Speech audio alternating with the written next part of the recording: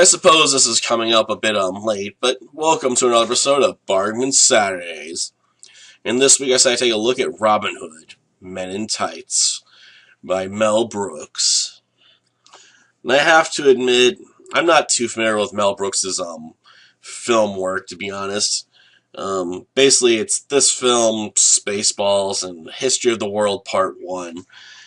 I mean, I haven't watched stuff like Young Frankenstein or Blazing Saddles, and people probably tell me I'm really missing out on those films on the grounds that they're probably superior to this one, on the grounds that this film, well, most people argue by the time Mel Brooks got around to this, he was getting lazy. And some of the lines in this film that are probably the most famous, like, it's good to be the king, come from, History of the World Part 1 or his other early material, so I can definitely see why people might get angry at this film, because it definitely feels like it probably recycles quite a few jokes and lines from other films he's done. So yeah, the film definitely has, references back to Mel Brooks' earlier works, which can definitely hurt, when you're doing a comedy film, because with comedy, if you overplay your joke too much, it becomes unfunny, effectively. It's one of the reasons why comedy films, just don't survive many repeated viewings, because eventually, you memorize where all the jokes are at.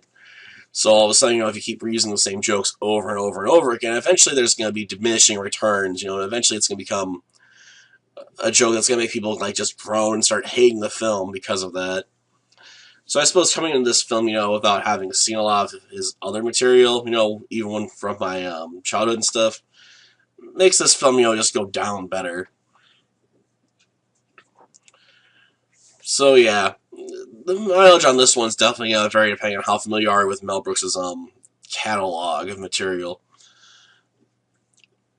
But if you're coming into blind, I'd say it's an okay film. I mean, there's a few laugh out loud moments, and it's largely amusing throughout.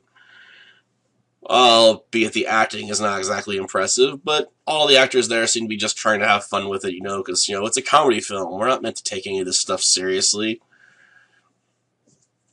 How seriously are we supposed to take this film, when we start off by having the cast, come out of their huts and stuff and start yelling about how they hate Mel Brooks for burning down their village, because whenever, they have to do a Robin Hood movie, they come in, burn down the village every time because they gotta do their credits, by launching fire arrows into their houses.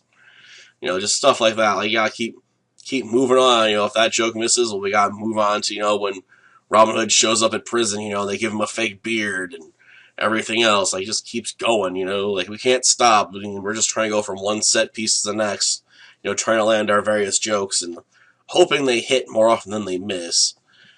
But, like I said, since some of this stuff is definitely, played from his previous material, it can definitely miss a lot if you're familiar with his earlier films.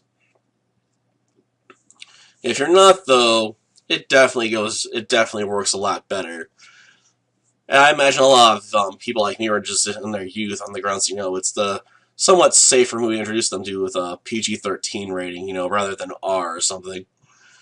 So yeah, I have relatively fond memories of this and enjoyed rewatching it for what it was, but not everyone likes this film, and I can definitely understand why. Till next time, then. See ya.